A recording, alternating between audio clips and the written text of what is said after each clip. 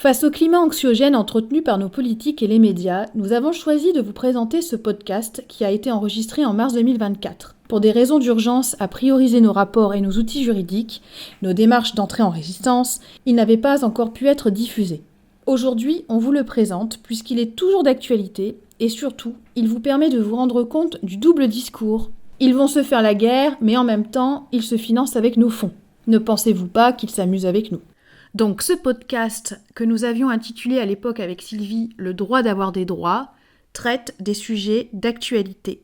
Bonne écoute.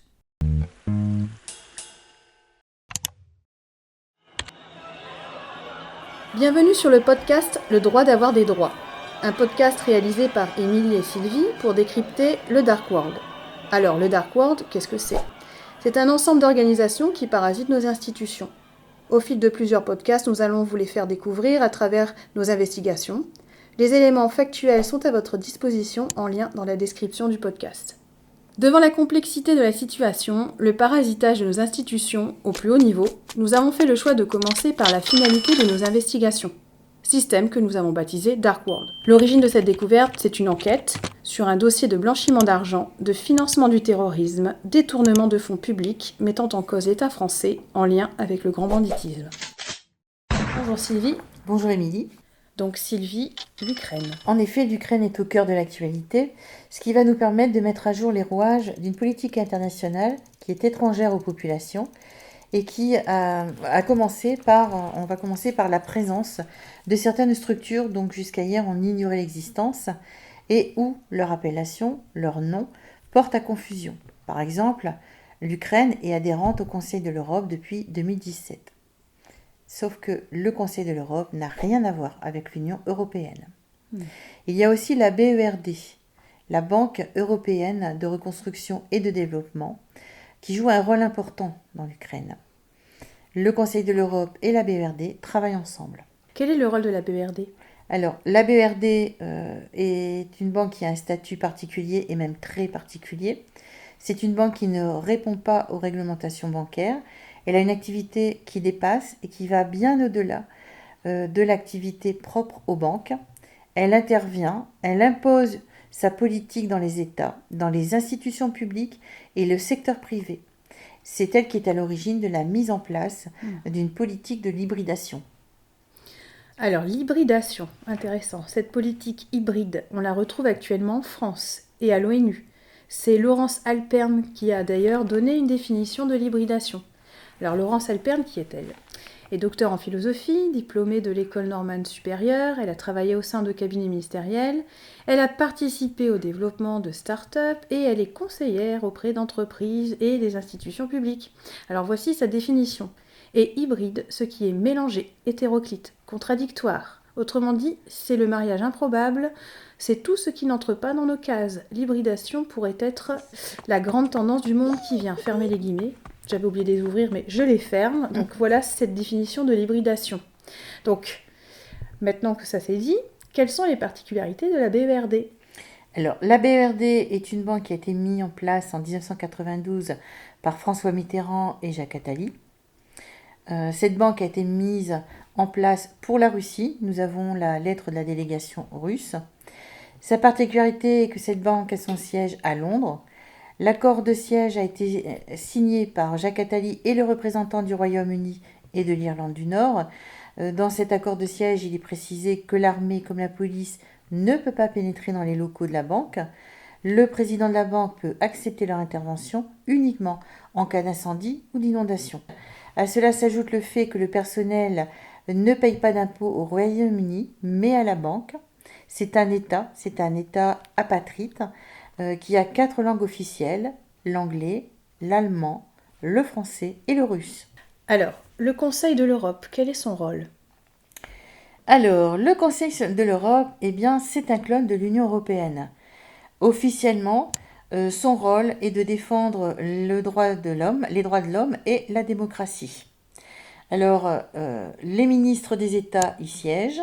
Et, il a une assemblée parlementaire, la PCE, qui est composé des députés des assemblées nationales. Le Conseil de l'Europe vient de sortir la Russie, qui était État membre depuis 1996, et le Conseil de l'Europe a ses propres organisations. La Cour européenne des droits de l'homme, le Centre européen de la jeunesse, la Direction européenne de la qualité du médicament et des soins de santé, l'Observatoire audiovisuel, l'ORIMAGE, et toutes ces structures se trouvent à Strasbourg. Alors, c'est intéressant, un clone. Ah, pourquoi on clonerait l'Union européenne, Sylvie? Eh bien, comme toi, je me suis posé la question, et en effet, quel est l'intérêt? Alors, il y a une réponse à y apporter, mais je pense qu'on ne peut pas l'aborder ici. Ouais. C'est trop tôt. D'accord, on va avancer sur l'Ukraine, donc ok. Voilà. Alors, maintenant que l'on sait que la BERD finance l'Ukraine, que l'Ukraine est membre du Conseil de l'Europe, et que la BERD et le Conseil de l'Europe travaillent ensemble, que la Russie a été officiellement sortie de la BERD et du Conseil de l'Europe, quelle est la place de l'Ukraine? Alors, c'est vrai que l'Ukraine est un exemple de l'ambiguïté de la politique actuelle. Il faut dire aussi qu'ambiguïté est devenue un mot à la mode aujourd'hui. Cette politique ambiguë, qu'elle soit nationale ou internationale d'ailleurs, alors l'Ukraine, elle est actionnaire de la BERD, au même titre que la Russie, au même titre que l'Union européenne, et ça depuis sa création en 1992. La BERD intervient régulièrement dans les banques ukrainiennes, mais également dans la gestion de l'État. C'est d'ailleurs parfois houleux, puisque en 2001, la BERD a refusé le prêt pour l'achat de 2 réacteurs nucléaires à l'Ukraine, puisque celle-ci n'avait pas accepté les conditions exigées par les BERD, dont l'une d'entre elles était l'augmentation du tarif électrique en pleine campagne électorale. En parallèle, il existe des divergences entre les politiques et la population. L'un veut aller du côté Russie, l'autre veut adhérer à l'Union européenne, d'où la guerre hybride au Donbass dès 2014. Mais arrive à la présidence Petro Poroshenko, pro-Union européenne. Sauf que sa position va lui être reprochée par Laurent Fabius, ministre des Affaires étrangères à l'époque, qui va lui conseiller d'entretenir de bonnes relations à la fois avec l'Union européenne et à la Russie, mais sans rentrer dans l'Union européenne. Alors c'est un conseil surprenant, d'autant plus que son prédécesseur a été sorti par le peuple pour sa position pro-russe, et là, c'est Laurent Fabius qui reproche à Poroshenko d'être pro-Union européenne, alors que Poroshenko répond à la demande des Ukrainiens, ça c'est important. En plus, c'est Laurent Fabius qui se fait le porte-parole de l'Union européenne et de la Russie. En effet. Alors Zelensky succède à Poroshenko en 2019. Apparemment, Zelensky, lui, serait pour l'Union européenne. Cependant, il se retrouve dans une crise politique, puisque depuis son arrivée, rien n'a changé. La corruption, le mouvement fasciste sont toujours là et même s'aggravent.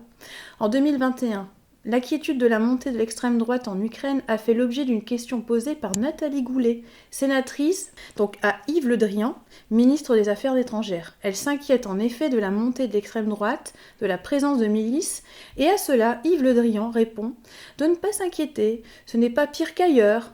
À noter néanmoins que Poutine justifie son entrée en guerre en 2020 en raison de cette montée néo-nazie en Ukraine et parallèlement, Zelensky lui sollicite toujours l'entrée de l'Ukraine dans l'Union européenne, des fonds et une présence militaire otanienne. Alors, on va s'arrêter un instant pour faire le point.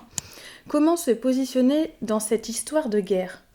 Alors, d'autant plus que si je comprends bien, la BERD et le Conseil de l'Europe imposent une politique que l'on ne connaît pas à l'Ukraine. Et quant à l'ONU, son conseil de sécurité est inopérant. Même mieux, il laisse la Russie dicter sa loi sur l'Ukraine, en dépit des traités, des règles en vigueur. Alors, j'ai une autre question. Pourquoi les Ukrainiens veulent-ils rentrer dans l'Union européenne alors qu'en France, de nombreux Français veulent en sortir, comme par exemple le Royaume-Uni ? Alors, la réponse va surprendre, mais les Ukrainiens connaissent mieux notre Constitution que la majorité des Français. Ils ont également parfaitement bien compris que les droits que leur donne le traité de Lisbonne, encore une fois, contrairement aux Français. Alors non, les Français ne sont pas plus bêtes que les Ukrainiens, mais il faut comprendre que si les Ukrainiens se trouvent sous le joug des factions d'extrême droite, eh bien en France, nous sommes sous le joug de la désinformation, de la propagande telle qu'elle a existé en 1920 en Allemagne.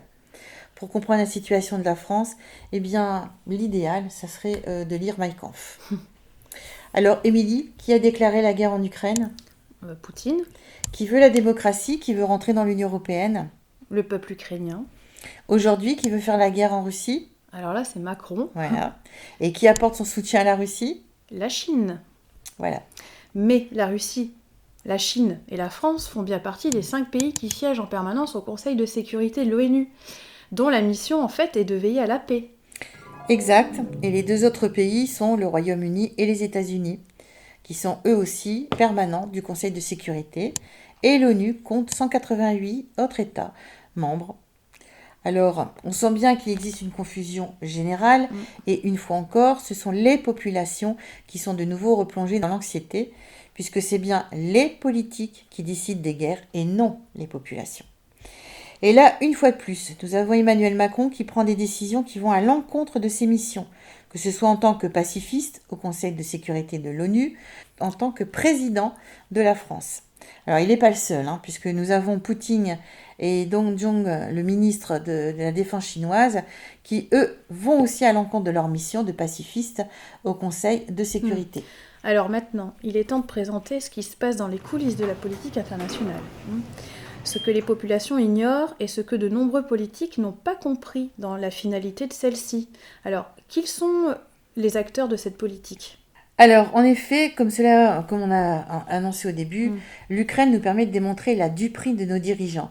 Et lorsque je parle de dirigeants, ceux-ci ne sont pas que français, même si, comme on va le voir, la France est utilisée au niveau international à mauvais escient. Et là, je vais insister fortement, il est nécessaire de bien distinguer la France et l'utilisation de la France. Parce que nous, les populations, nous ne sommes pas au courant de la politique qui est conduite par nos dirigeants. Alors, concernant l'Ukraine, les médias nous annoncent que des blocus ont été pris à l'encontre de la Russie. La Russie est également exclue d'un certain nombre d'organisations. Par exemple, il a été annoncé que la Russie ne bénéficiait plus des prestations de la BERD et qu'elle était sortie du Conseil de l'Europe. Sauf que l'on découvre que la Russie est toujours actionnaire de la BERD et il est plus que probable qu'elle est toujours au Conseil de l'Europe. Alors pourquoi ? Vous allez être surpris de ce qui va suivre. Comme on vous a annoncé tout à l'heure, la BERD a été mise en place pour la Russie. Jusqu'en 2014, elle a été la principale bénéficiaire d'ailleurs de la BERD. Exact. Mais seulement, on découvre que la France est le 4e investisseur de la Russie et que l'Union européenne est quant à elle le 1er investisseur de la Russie. Quiz. On continue. À cela s'ajoute le fait que la BERD finance l'Ukraine, mais l'Ukraine ne parvient pas à entrer dans l'Union européenne. Et aujourd'hui, en pleine guerre Russie-Ukraine, la BERD vient de verser 3 milliards d'euros à l'Ukraine. Et Zelensky continue, lui, à demander des fonds. Alors, on va continuer dans le quiz, parce que ce n'est pas fini. En 2023, la Russie affiche un PIB en hausse de 3,6%. L'Ukraine affiche un PIB en hausse de 4,8%. Et nous, la France, un PIB en hausse de seulement 0,9%. Avec le produit de la drogue, quand même. J'insiste là-dessus avec Sylvie. L'INSEE, en 2018, a exigé d'intégrer le produit de la drogue dans le PIB de la France. Continuons. La France finance la Chine. À la grande surprise de la députée des Ardennes, Bérangère Poletti, qui est administratrice de l'Agence France Développement et représentante de l'Assemblée nationale. Au sein de cette agence. Au sein de cette agence, c'est vrai. Agence France Développement, donc l'AFD, dont on découvre l'existence et qui est l'organisme qui verse le financement à la Chine. Nous avons la lettre de février 2022 de l'agence qui explique à Madame Poletti que c'est normal, puisqu'officiellement la Chine est un pays en voie de développement. Alors, pour votre information, la Chine affiche en fait une hausse de son PIB elle aussi. Sa hausse est de 5,2% en 2023. Il est nécessaire d'ajouter que la France a participé à la mise en place du laboratoire P4 à Wuhan, à la formation du personnel, etc. Et à son financement. Et à son financement, c'est très important de le préciser. Voilà. Sachant que nous, depuis 1992, on nous dit que nous sommes en réduction budgétaire, et aujourd'hui, Bruno Le Maire tient toujours le même discours et même plus alarmant. Alors je cite, ouvrez les guillemets, « L'État-providence a fini par devenir une machine à empiler de nouvelles dépenses publiques, sans examen de leur pertinence ni de leur efficacité, sans remise en cause non plus des dépenses précédentes. » Fermez les guillemets. S'est-il emporté alors que Bercy cherche à réduire la voilure en ce début d'année ? En février, le ministre de l'économie, à la grande longévité, avait annoncé l'annulation de 10 milliards d'euros de crédits pour 2024 avant que le ministre au compte public, Thomas Cazenave, plaide pour 20 milliards d'euros d'économies supplémentaires pour 2025, quelques jours plus tard. D'aucuns pourraient voir dans cette interview une réponse apportée à la Cour des comptes qui, dans son rapport annuel, rendu en début de semaine, s'est montrée très inquiète quant à la trajectoire des finances publiques. L'institution estime qu'il faudra de l'ordre de 50 milliards d'économies entre 2025 et 2027. Pour respecter l'objectif de réduction du déficit public à 3% attendu pour la fin du quinquennat. Tout cela sous le regard attentif de Bruxelles, qui a acté le retour du pacte de stabilité. Alors il faut reconnaître que M. le maire a raison, nous sommes un État-providence. On participe activement et financièrement à la bonne santé de l'économie de la Russie, de la Chine, mais pas seulement. Pas seulement. Il faut aller voir les activités de l'Agence France Développement au niveau international, et tout cela au préjudice de l'avenir de notre pays.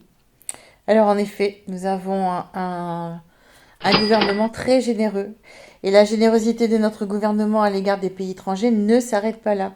Nous avons découvert qu'avec notre argent public, nous finançons des organisations illégales liées à l'ONU et au terrorisme. Des organismes qui ont l'immunité, dont certaines ont leur siège au sein même de nos institutions, comme l'Assemblée parlementaire de la francophonie, l'APF, qui siège à l'Assemblée nationale, à Paris, l'AOMF qui siège à l'immeuble du Défenseur des droits, ou encore l'association du notariat de la francophonie, dans laquelle on découvre une autre structure, l'IDEF, présidée par Bernard Cazeneuve. Alors l'IDEF, alors là, ils écrivent un droit international, c'est un droit hybride, et d'ailleurs, c'est eux qui écrivent le droit civil pour la Chine. La liste des organismes qui interviennent en parallèle de nos institutions est encore longue. Alors, à votre avis, quelle conclusion doit-on en tirer du fait que nous, la France, nous finançons des pays qui affichent une hausse de leur PIB, contrairement à nous, où notre économie s'enlise accumulant de faux plans de reprise? Alors, là, on vous laisse apporter la réponse.